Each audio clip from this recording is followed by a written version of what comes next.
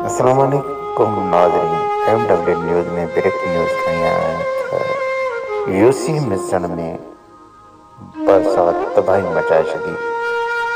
मुतरस्सीन पंहिंजा घर छॾे रोडनि ते अची विया।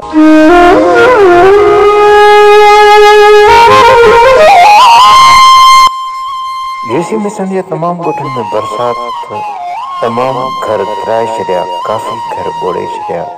मुतासिरीन माल मवेशी समेत रोडनि ते खीमा खोड़े वेही रहिया।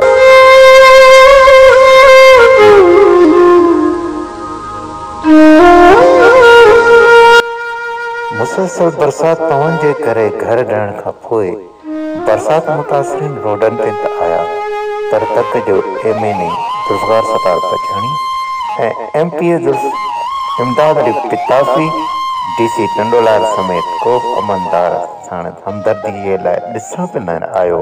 ज़ाहिर त परे जी ॻाल्हि आहे।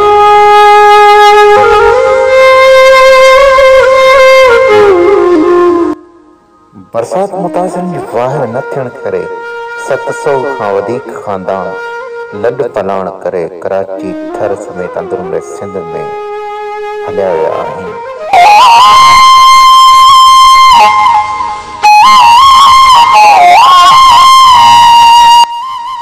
बरसात मुसाफ़िरीन मच्छरनि जे मुंहं में तमामु तकलीफ़ुनि खे बुख उञ ऐं ॿियनि मसइलनि खे मुंहुं ॾेई रहिया आहिनि।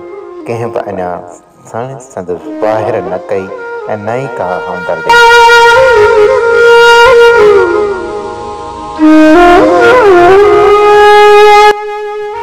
बरसात मुतासिरीन वटि खाइण पीअण जे लाइ कुझु न आहे बचो।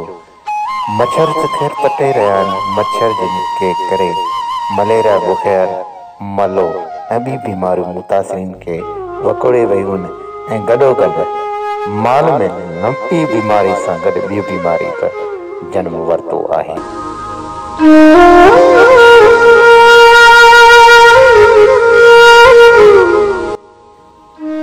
हेलोकी बरसात यूसी मिसण, यूसी बेगम जरवार, यूसी लांडी ऐं यूसी सुल्तानाबाद खे अहिड़ो त तबाह कयो आहे जो तारीख़ में किथे बि मिसाल नथो मिले।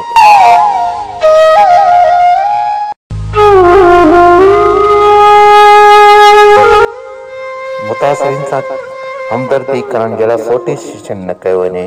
के अहिड़ा बि आहिनि जेके 3 किलो अटो ॾेई दाल मानी खाराए ऐं फोटो सेशन करे मुतासिरीन खे करे पाण पब्लिसिटी पंहिंजी हासिल करे रहिया आहिनि, जेके बिल्कुलु ग़लति आहिनि। अहिड़े अमल ते मज़म्मत कजे। हिन ब्रेकिंग न्यूज़ सां गॾु ईंदड़ ब्रेकिंग न्यूज़ ताईं असांखे इजाज़त ॾींदा। अल्लाह हाफ़िज़।